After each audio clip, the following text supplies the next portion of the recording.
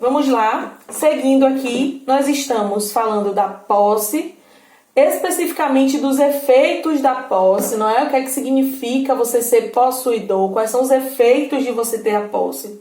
Já vimos o primeiro efeito, que é a autotutela, autodefesa dessa posse, e agora vamos ver o segundo efeito, que são as ações possessórias. Na verdade, já estamos há algumas aulas falando das ações possessórias, considerações iniciais já superamos, e agora vamos ver quais são as espécies de ações possessórias, né? Quais são as ações possessórias de fato. A primeira ação possessória que nós vamos estudar agora é a reintegração e manutenção de posse. Ok, Catarina, isso aqui eu entendi.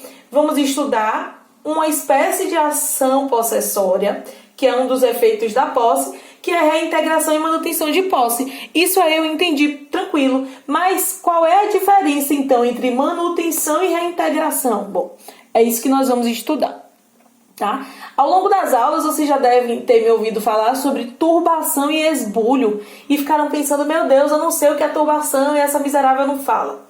É nesse momento que nós vamos explicar a diferença de turbação e esbulho, porque vamos falar da ação de reintegração e manutenção de posse, ok? Com isso, vamos aprender agora onde é que elas vão diferir, onde elas diferem. E aí eu já começo falando para vocês sobre a manutenção.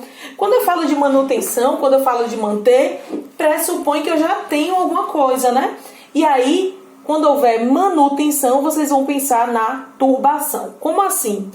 Vamos dizer que eu estou aqui com o meu marcador. O meu marcador é meu, eu tenho uma posse, eu sou possuidora desse marcador. E eu estou aqui com ele, alguém tenta pegá-lo de mim. Se eu estou com a posse, se eu não perdi esse marcador, se não houve a perda desse marcador, esse ato de tentarem pegar de mim vai ser chamado de turbação, ok? Esse ato que tentaram pegar de mim vai ser chamado de turbação. É aquele ato contrário à manutenção. Eu quero manter a minha posse, mas tem alguém turbando. Então, na turbação não há a perda da posse, certo? Há um cerceamento.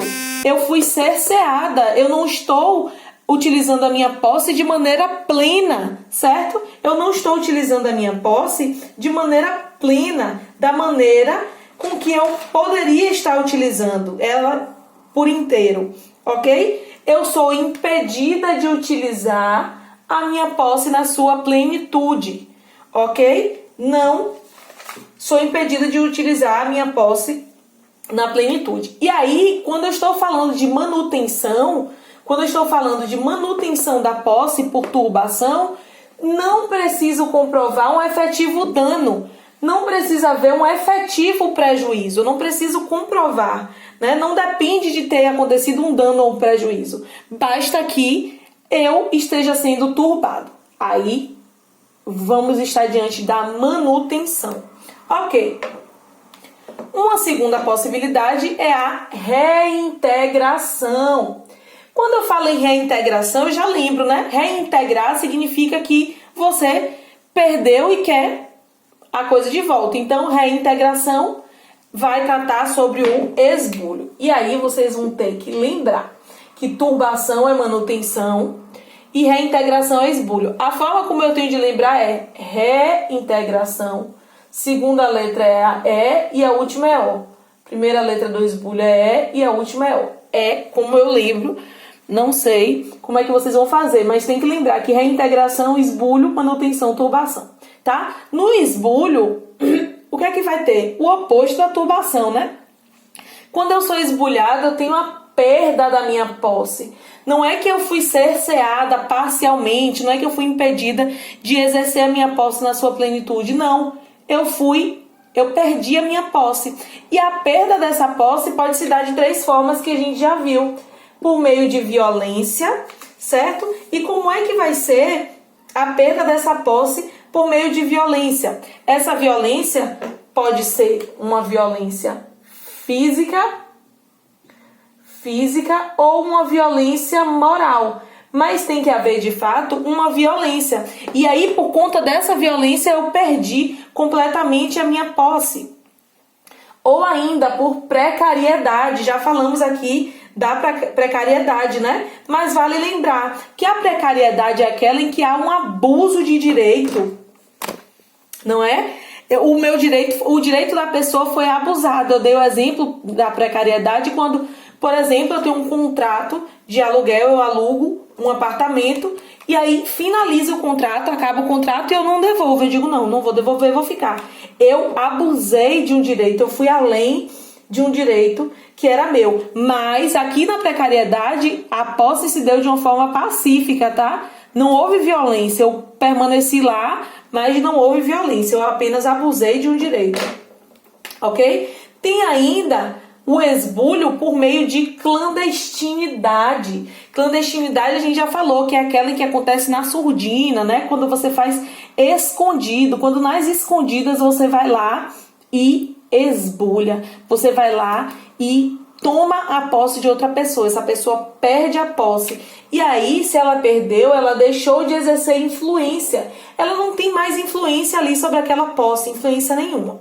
Ok? Pronto, dito isso, essa diferença entre manutenção e reintegração, a gente vai precisar conversar sobre o princípio da fungibilidade. O que vai trazer para a gente esse princípio da fungibilidade? Nós sabemos que tem um princípio bem conhecido como o princípio do dispositivo. Princípio do dispositivo. Provavelmente vocês já estudaram esse princípio do dispositivo lá na teoria geral do processo. E o princípio do dispositivo fala que o juiz não pode conceder em regra algo que não foi pedido, não é? Se você não pediu, o juiz não vai conceder. O princípio da fungibilidade, então, é uma exceção a esse princípio do dispositivo. Por que, Catarina? Porque a gente explicando assim parece muito simples de perceber quando houve turbação e quando houve o esbulho. Mas às vezes o caso concreto não deixa claro se se trata de uma manutenção ou de uma reintegração. E aí, nesse caso em que não for pacífico entender se se trata de esbulho ou se trata de turbação, o juiz vai usar as normas gerais, não é, para solucionar. As normas gerais do Instituto Possessório, as normas gerais do direito civil, para solucionar essa questão. O que importa é que seja solucionada. A gente já sabe também que o juiz não pode dizer que não tem resposta para aquele caso concreto. Então, ele vai utilizar das normas gerais para resolver essa questão de disputa da melhor posse, seja ela por meio de uma manutenção, seja ela por meio da reintegração. Então, quais são os requisitos para eu propor essa demanda? Quais os requisitos para eu propor uma ação de reintegração e manutenção de posse? Primeiro, o autor, quem entrou com a ação de reintegração e manutenção de posse, deverá comprovar o quê? Primeira coisa que ele deve comprovar, isso aí vocês devem estar gritando do outro lado da tela, dizendo a posse, Catarina. Exatamente. A primeira coisa que ele deve comprovar é a posse. E nós vimos que nessa ação possessória, pouco vai nos importar o título. O domínio não vai muito nos importar. Então, se a pessoa não tem o título, é por isso que pode ocorrer uma audiência de justificação prévia. Eu só falei por alto sobre ela, mas agora eu vou explicar. O que é audiência de justificação prévia? É a oitiva de testemunhas. E essas testemunhas vão assegurar a posse, que o autor teve a posse. Então, a primeira coisa que ele deve comprovar é a posse, ok? Vamos falar um pouquinho sobre essa posse. Primeiro, ele tem que comprovar a posse, beleza. Essa posse deve ter algum domínio econômico, né? Tanto tem um valor econômico, domínio econômico não, um valor econômico. Tanto tem um valor econômico que eles estão lá discutindo. Então, ela pode ser objeto de negócio jurídico, certo? Essa posse deve ter valor econômico. Ok, sobre o domínio, a gente acabou falando, né? Que o domínio, ele não é essencial. Na disputa entre o domínio e a posse, numa ação possessória, vai ganhar a posse. O que significa isso? Vamos dizer que eu sou proprietário de algo, mas eu nunca morei lá. Eu nunca tive a posse de fato. Eu sempre fui proprietário, mas a posse direta eu nunca exerci. E aí, se eu nunca tive essa posse, ainda que eu seja o proprietário, mesmo que eu tenha o domínio, eu não posso entrar com ação possessória. Eu só posso entrar com ação possessória se eu for possuidor, seja direto, seja indireto. Ok? Beleza. Então, se faltar o domínio, posso entrar com ação possessória. Mas se faltar posse, vamos dizer que eu não tenha a posse, eu posso entrar? Não, que foi isso que a gente falou. Se eu não tiver a posse, eu não posso entrar com ação possessória. Só que aqui vai ter uma exceção. Aqui vai ter uma exceção. Nós falamos lá na classificação, nas formas de aquisição da posse, da aquisição por meio de transmissão. E essa transmissão pode ser feita inter vivos ou causa mortis. Eu posso transmitir enquanto estou viva ou depois que morreu foi transmitido, beleza. E nós vimos que essa transmissão, com relação a essa transmissão, vamos dizer, eu recebi a posse por meio de transmissão, seja inter vivos ou causa mortis, mas eu nunca fui possuidora de fato. Mas aqui vai ser uma exceção. Eu posso entrar com ação possessória caso eu tenha adquirido essa posse via transmissão, causa-morte ou inter-vivos, não é? Porque é uma exceção. Mesmo que eu não tenha exercido de fato a posse, eu posso ser autor de uma ação possessória. Beleza. Voltando aqui sobre o que o autor deve comprovar. Primeiro, ele tem que comprovar a posse, já vimos. Segundo, vai mais além. Além de comprovar a posse, eu tenho que ter uma posse justa, né? Vamos dizer, já estudamos posse justa e posse injusta. Vamos dizer que eu tenho uma posse injusta. Uma posse que ocorreu por meio de violência, precariedade, clandestinidade. Não é? Então eu tenho via esbulho, já estudamos. Eu tenho uma posse injusta. Eu posso ser autor de uma ação possessória com relação ao possuidor justo? Não. Com relação a quem eu tirei aquela posse de forma injusta, não posso. Então a posse deve ser justa. Agora vamos dizer que eu sou um possuidor injusto. E aí eu quero entrar com ação possessória com relação a terceiro. Aí eu posso. Então, porque com relação ao terceiro, essa posse vai ser justa.